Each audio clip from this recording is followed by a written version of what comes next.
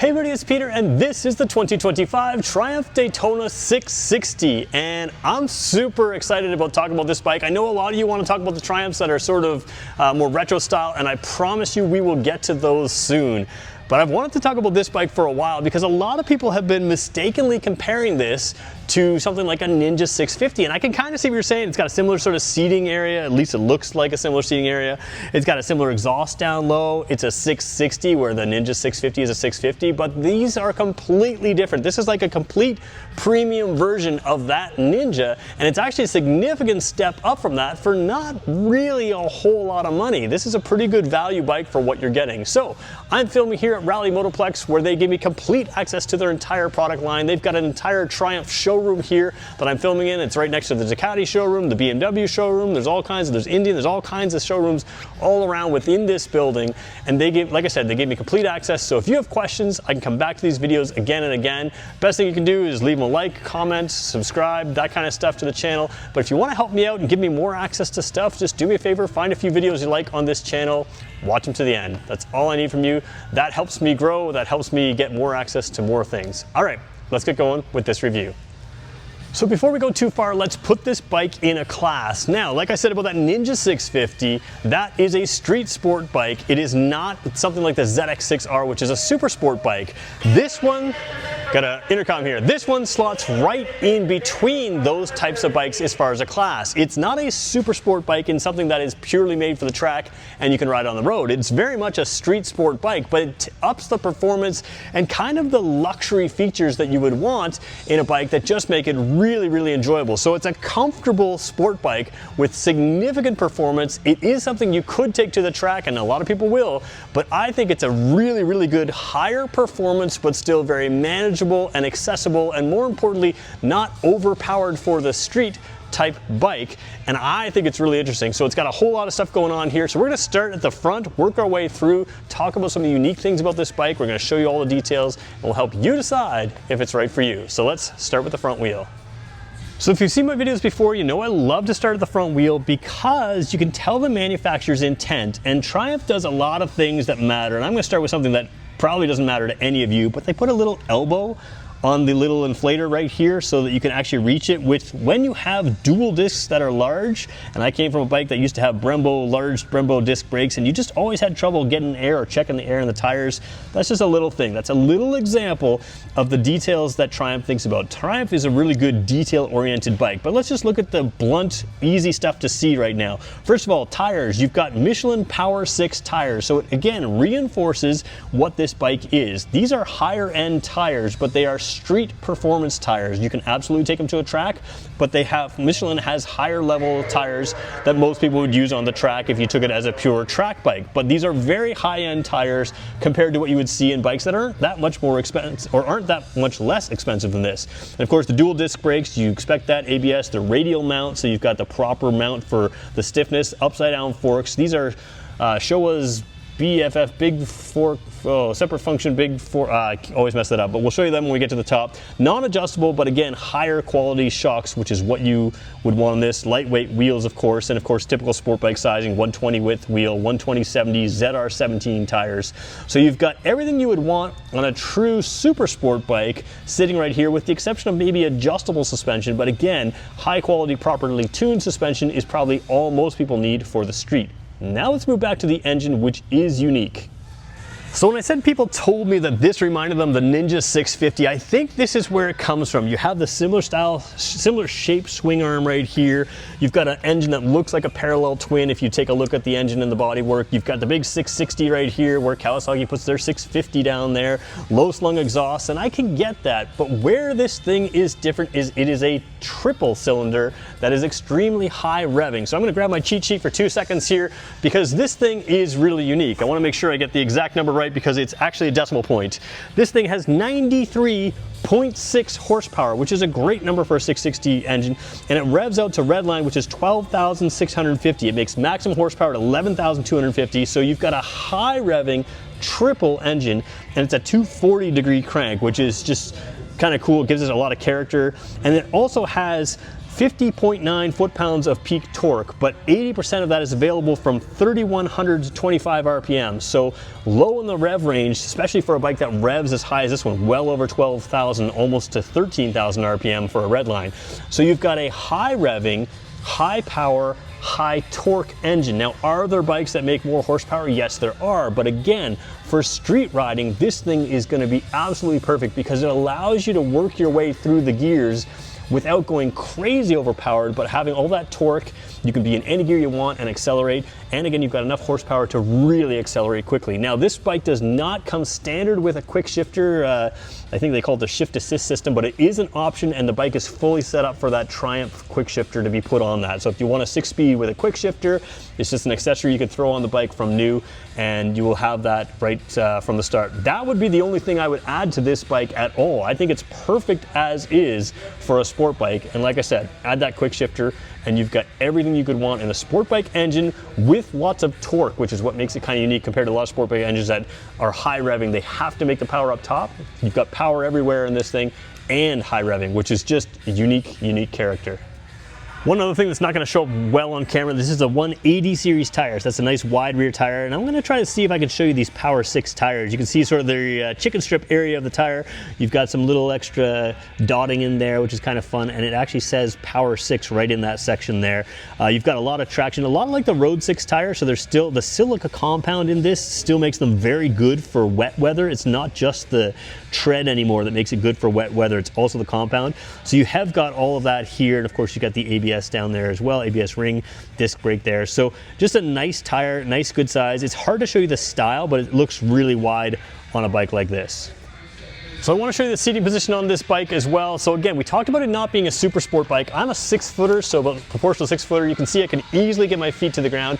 I will say that the seat on this bike is better than a lot of sport bike seats I've sat on. It's fairly wide, and it does have some nice cush to it. Some of them are really firm to kind of give that sport bike feel, but you lose the comfort. So is this a sport touring bike? Not exactly. You're a little bit further over than you would maybe want for a sport touring bike. I drove the Suzuki GSX 8 this week. It's definitely more upright, but it's not fully leaned over like a super sport bike. So you have sort of that in-between seating position that I think is going to be very comfortable for a lot of people, especially if you want a sport bike. I do feel like you're going to feel very locked in here. You've got nice high foot pegs, but you're not cramped or anything like that. So you've got good turning radius. And if you were to go into a full tuck position, you have got enough room for your arms. You've got enough area there where you can get nice and tucked low.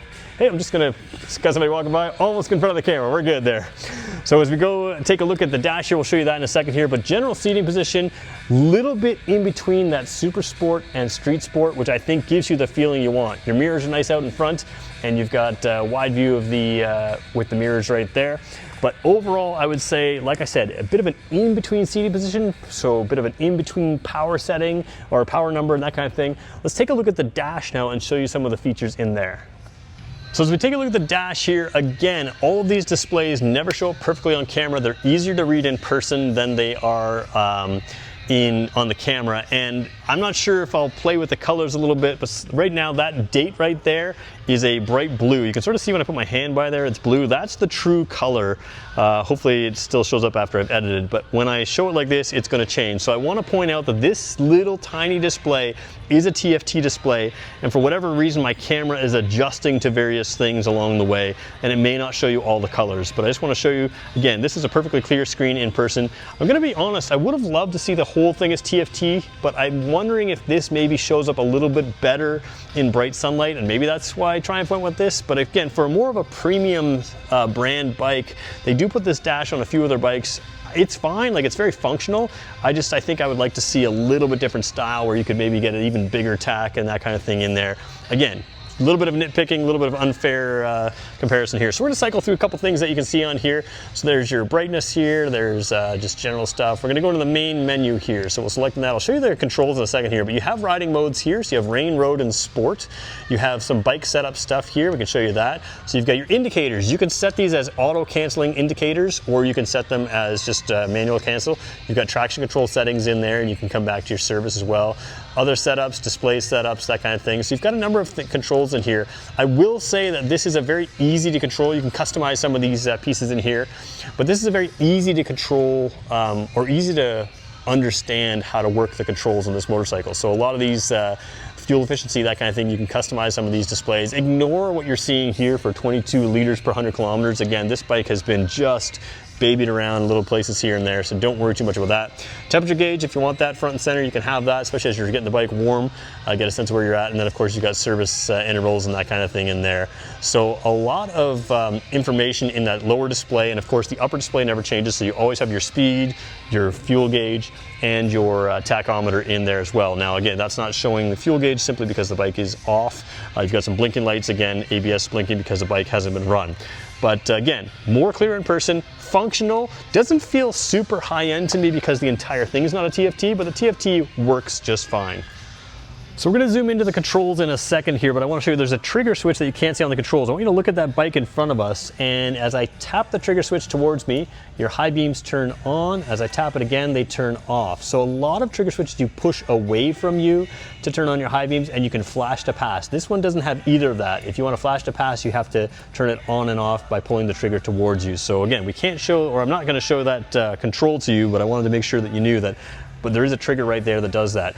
This is how I was moving through the control thing. So basically up and down is very obvious, into an area, back from an area, and then a checkbox. It's very easy to control. Some of the Triumph bikes have a joystick controller that does all this. This takes up a little bit more space, but I wonder if it's a little easier to control while you're riding, which is fine. There's your signals, like I mentioned, they are both self-canceling and manual canceling, depending on what you want.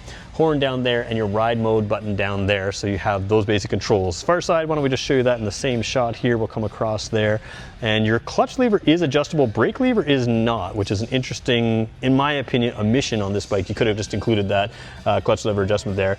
You do have the start switch right there, we're going to leave it off there, and the hazard warning lights there as well. I do want to show you the top of the suspension too, because they are quality forks, and I just want to make sure I say they are Showa SFF-BP, so we'll talk about that in 1 second.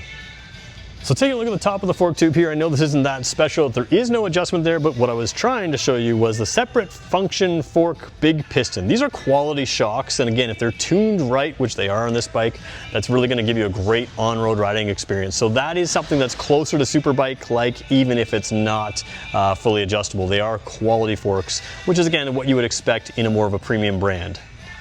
I did show myself sitting on this bike earlier, and I talked about the cushiness of the seat. It really is nice and cushy for a sport bike especially. So that cushy doesn't always mean that it is a super comfortable seat, but I will say that it is something that does feel like you have a deep set of foam. You don't feel like you've worn through the foam and you're sitting on the frame rails halfway through your ride. It is something that seems to be something that's going to be comfortable for a long time. Passenger seat is not massive, but it's big enough to take a passenger. This is really a single person bike that you can take someone else around town. You're not touring with a second person on this bike, and for that purpose I think it works just fine. So let's talk about who this bike is for. Well, we know that super sport bikes are shrinking and shrinking and shrinking, and that's because a lot of us who grew up with super sport bikes being really the only sport bikes out there, the super sport class had to be better and better and better, and they had to become more and more and more aggressive. And the more aggressive they became, the more focused they became and had less broad appeal. I think this is the future of sport bikes. You've got something that has great street appeal, but it's a big step up from the closer to entry-level or mid-level bikes, like the people who drive something like a Kawasaki Ninja 650. A lot of people who saw those bikes as similar, absolutely, this would be a similar bike in the sense that it's a similar class, but it's a perfect step up without having to move to a super sport. A lot of the mainstream manufacturers move you from a street sport bike into a super sport bike, or away from sport bikes into a naked bike to give you some more comfort. This one's going to fit the middle. It's going to give you the more power. It's going to give you that sporty performance. It's going to give you a lot of torque while giving you a lot of horsepower. It's got the availability of that quick shifter, which I think is perfect. I think this bike needs that, so that's an accessory I would add.